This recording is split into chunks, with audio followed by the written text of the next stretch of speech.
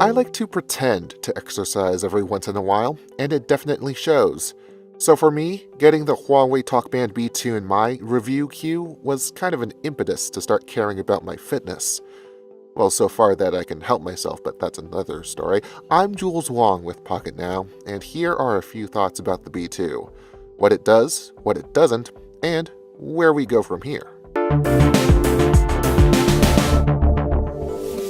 Exercise tracking is the raison d'etre of the TalkBand B2. It's especially helpful to quantify what my commuter biking does or what the heck all that walking I do is worth. Having a device provide that for me is quite motivating until you dig into the numbers. First of all, the step counter on this thing doesn't feel accurate.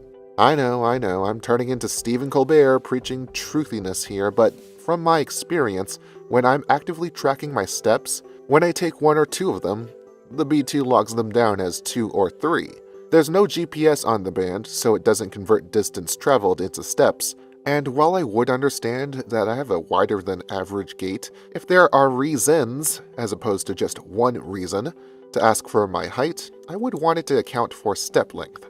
Also, the TalkBand undercut my biking session. What the B2 says was 16 minutes of cycling was actually more like 35. Well, minus the shooting for the video. Yeah. So there's doubt about the way it tracks my exercise, but also doubt about the way it tracks my sleep, because it can do that. And while the lengths of each session seem to be correct, I'm not sure about how the light sleep, deep sleep breakdowns work.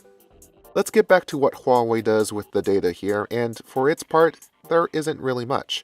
You connect your phone to the band via Bluetooth, download the Huawei Wear app, and from there, you have your exercise and sleep plotted in charts and timelines.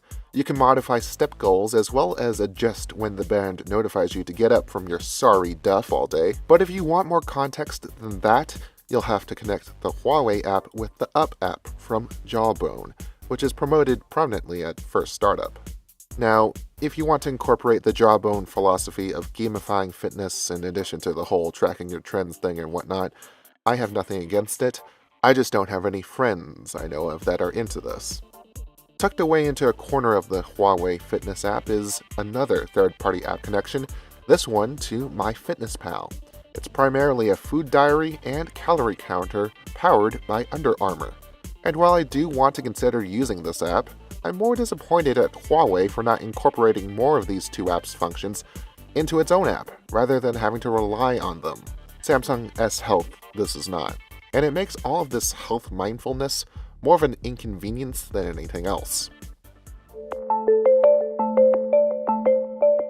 Lastly, the B2's main branding is TalkBand, so there has to be some sort of headset use there, and there is. You can take calls or make them, but you have to go through your phone. For me, though, it's mostly used for streaming radio.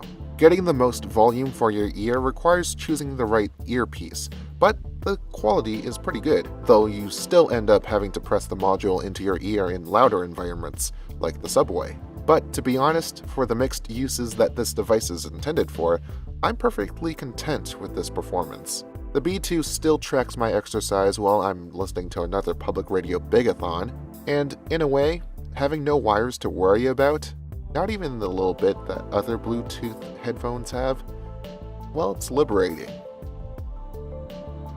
And those are my first thoughts on the Huawei TalkBand B2. We'll be logging some dedicated days of exercise and bring you more information soon. In the meantime, you can check out our coverage of Huawei's other devices, including the P8 Lite right now, like this video, and subscribe to us here on YouTube, and check out Pocketnow.com, your source for mobile tech news and analysis. I'm Jules Wong at Greenpoint0 on Twitter, and I'm pretty much out of breath, so keep on keeping on.